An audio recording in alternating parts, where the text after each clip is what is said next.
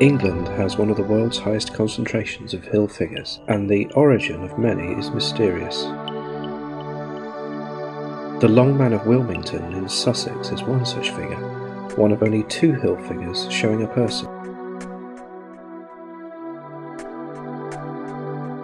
The other person figure is the Cerne Abbas giant in Dorset.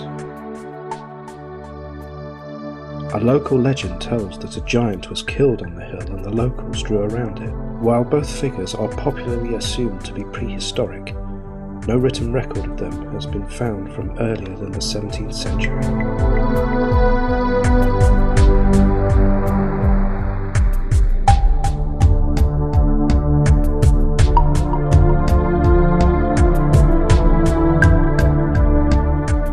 Glastonbury Tor in Somerset is a magnet for mystics and seekers from all over the world, on account of its history as the world's earliest Christian site, and the centre of the land of Avalon, the mystic land of Arthurian legend.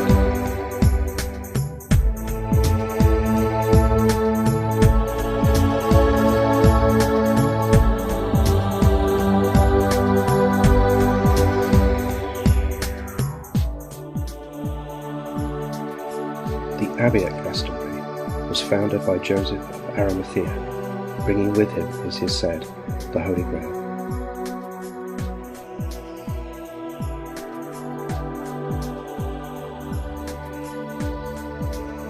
In the 12th century, monks discovered the grave of King Arthur and Queen Guinevere.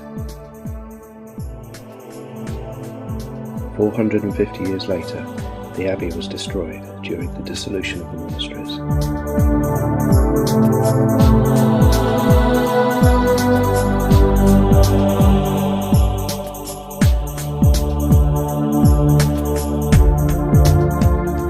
Often overlooked on the Stonehenge tourist trail are the stone circles of Stanton in Somerset.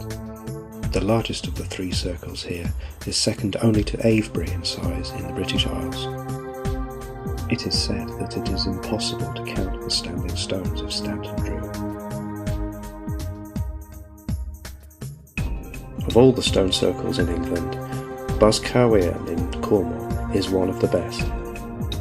The pillar at the centre is 8 feet in length, and has been shown to be set at its leaning position, which is both suggestive and mysterious. The stone it is leaning away from is a huge block of quartz.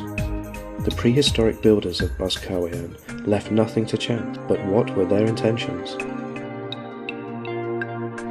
The next location was reported to me by YouTube user Gerald Hedden. It is the 30-mile long straight waterway close to the border between India and Pakistan.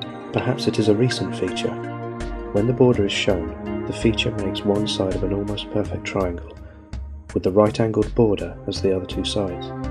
Perhaps it is a recent feature, intentionally designed, or uses natural features as part of its design.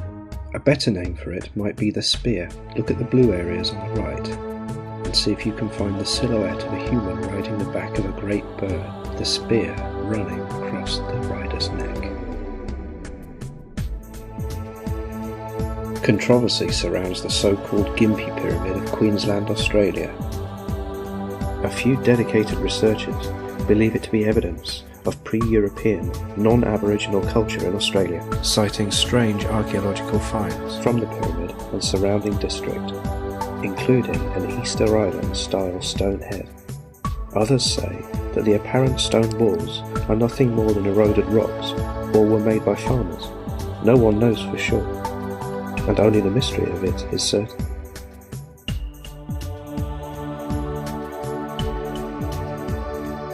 Over in Western Australia is an unusual triangular feature. It is certainly on the ground, and the illuminated areas look like fires. What kind of outback farming practice is this? The oldest step pyramid is claimed by Sakkara. The pyramid was designed by Imhotep for King Doza. Imhotep is also the founder of Egyptian medicine.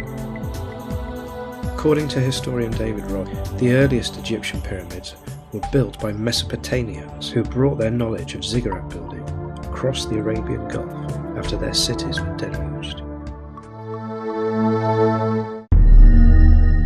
A few kilometres outside the capital of Heraklion on the island of Crete is the legendary Palace of Knossus, place of some of the most resounding myths from ancient Greece.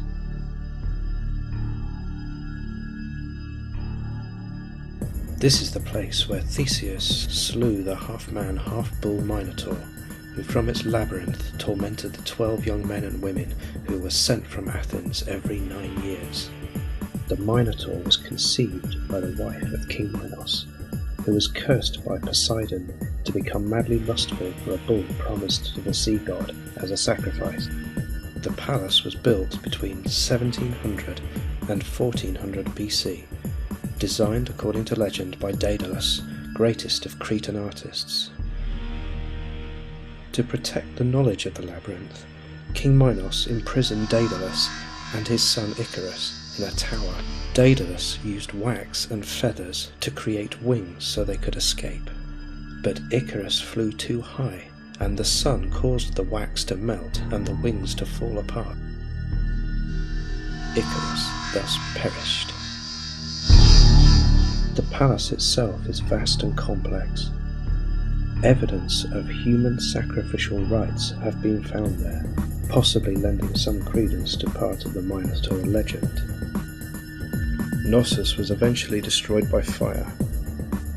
No fortifications or weapons have been found there, and neither has the labyrinth. The building itself is probably the origin of the story, with its 1,000 interlocking rooms and many staircases, some of which bear the erosion of countless footfalls.